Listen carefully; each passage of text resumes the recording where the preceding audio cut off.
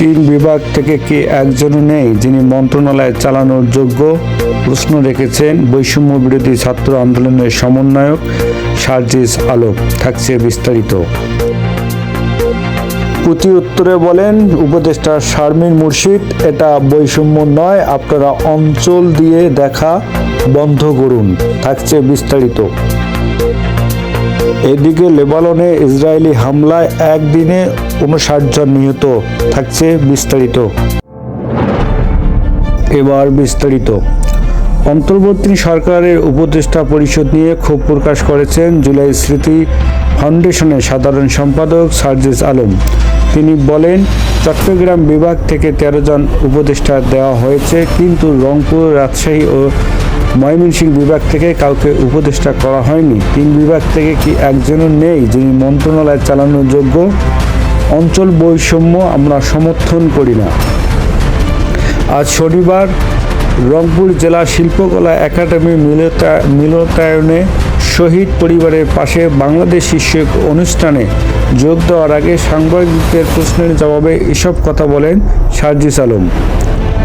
অন্তর্বর্তী সরকারের উপদেষ্টা হিসেবে চলচ্চিত্র নির্মাতা মোস্তফা সরওয়ার ফারুকীকে নিয়োগের সমালোচনা করে সার্জিস আলম বলেন, ফারুকী তার পুরো সময় ক্ষমতার কাছাকাছি থাকার জন্য যেভাবে তোষামতি করার দরকার তা করেছেন। এই ফারুকীরা কিভাবে এই উপদেষ্টা পরিষদে আসে? এইরকম কঠিন সময় নীরব থাকা ও গা বাঁচিয়ে চলা লোকজন আমরা উপদেষ্টা হিসেবে দেখতে চাই না।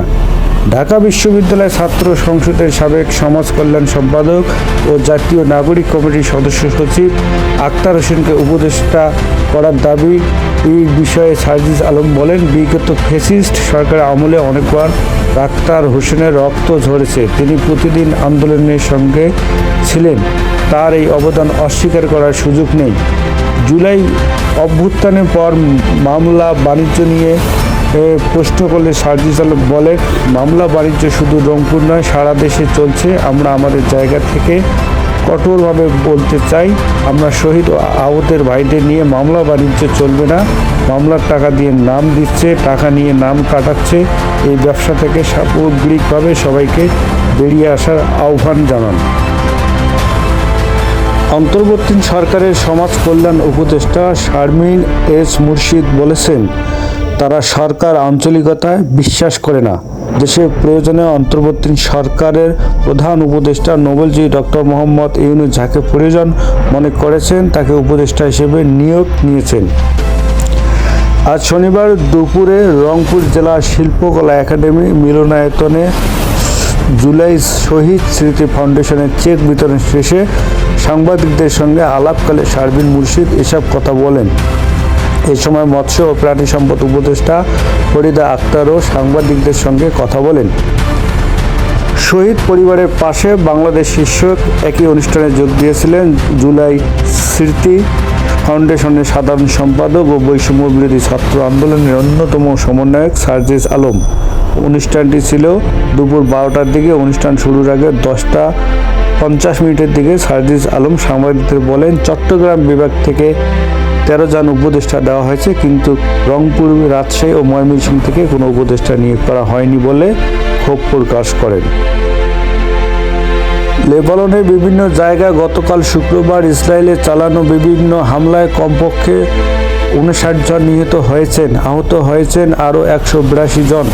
দেশটির স্বাস্থ্য মন্ত্রণালয় আজ শনিবার এ তথ্য জানিয়েছেন। দেশটির স্বাস্থ্য মন্ত্রণালয় বরাতে কারাতের সংবাদ মাধ্যম আল জাজিরা জানিয়েছে, 2013 সালের অক্টোবর থেকে এখন পর্যন্ত লেবাননে ইসরায়েলি হামলায় 3,445 জন নিহত হয়েছেন আর আহত মানুষের সংখ্যা 15,599 জন।